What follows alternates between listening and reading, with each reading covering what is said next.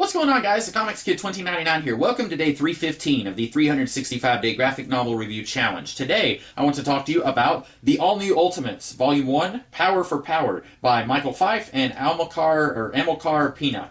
This is the first 6 issues of the all-new Ultimate series that came after Ultimate Cataclysm, I believe. And I guess Ultimate Cataclysm was kind of the second soft relaunch point of the Ultimate Universe, the first one being Ultimatum. After Ultimate Cataclysm, we had kind of a clean slate, new series of jumping on points for the Ultimate Universe, such as Ultimate FF, which had Sue Storm, Iron Man, the Falcon, and Machine Man going on weird adventures. And then we had the all-new Ultimates, which has characters like Kitty Pryde, Miles Morales, Cloak and Dagger, Jessica Drew, and a character called Bombshell, who I've never heard of before.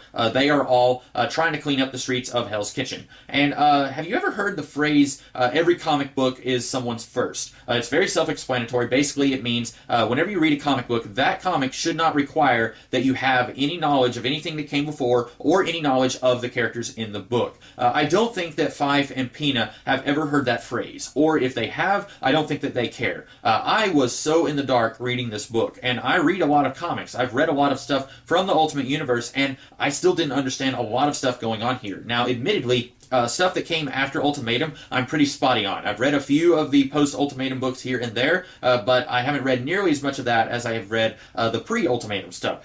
So I was a little in the dark because this is set smack dab in the middle of the post-Ultimatum Ultimate Universe. But I shouldn't have to read the stuff that comes after Ultimatum to understand what's going on here. Fife and Pina should be working a little bit harder trying to make this be more accessible to someone like me, or even worse, somebody who's never read a comic book set in the Ultimate Universe. Can you imagine somebody who has never read a comic before picking this up and this is their first comic? I don't imagine that they would want to read anything else after trying to read this. There are a few things here that just don't make any sense. Several times in this book, people are talking up Kitty Pryde, saying that she saved the world, and they don't actually mention the context of her saving the world. We don't even know when she saved the world, what were the circumstances there. It's not until the end of the book that they mention that she saved the world from Galactus. The whole time before that reveal, I was sitting over here saying, guys, I don't know what happened here. I don't know how Kitty saved the world. And it's ultimately, no pun intended, not very important how she saved the world to this story, but they keep bringing it up, so I thought maybe it was important. There's another part in, I think, the second issue where Jessica and Miles are talking, and she says to him, hey, you need to bring up that JJJ thing. And he says, I don't know, maybe we shouldn't. And I have no idea what they're talking about. Now, based on my prior knowledge of the Marvel Universe as a whole, I do know that JJJ is probably J. Jonah Jameson, and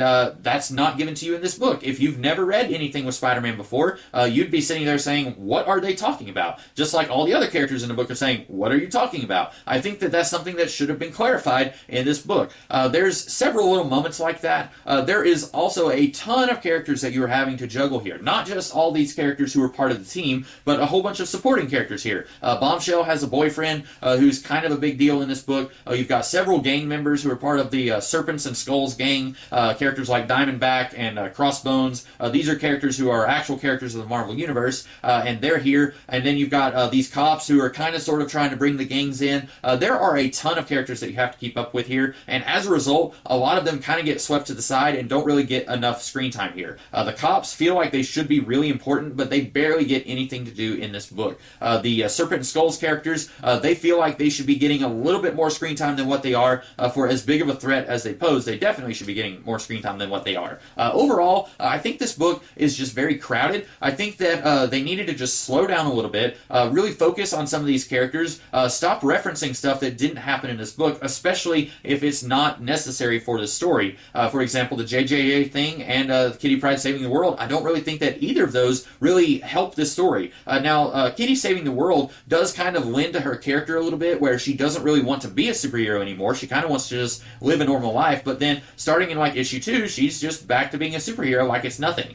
So I think you could have removed all the references of Kitty saving the world from Galactus, and it wouldn't have been a big deal. I think this book, the biggest problem with it is that it's not new reader friendly enough, and it tries to do too much. So unfortunately, I don't think that I can recommend the all-new Ultimates. Now, there are some things that I like about it. For example, I think my favorite thing about this book is that this is a group of teenage superheroes, and they are so bad at being superheroes. I have been a big big fan of teenage superhero teams like the New Mutants or the Teen Titans or the Young Avengers back when they were first introduced. And almost always they either have an adult mentor like the New Mutants or the original X-Men. They have Professor X kind of guiding them and telling them what to do. And even like the Teen Titans, I remember in Jeff Johns' Teen Titans run, Dick Grayson was talking about how Aquaman and Hawkman would come by Titans headquarters for an unofficial barbecue, basically just to check up on the Titans. And you have often the adult mentor kind of guiding the teenage superheroes and helping them be good superheroes. These guys don't have that, and as a result, they are so bad at being superheroes. They make a lot of mistakes, and that's very understandable. That's probably my favorite part of this book. Unfortunately, it's everything else about this book that kind of brings it down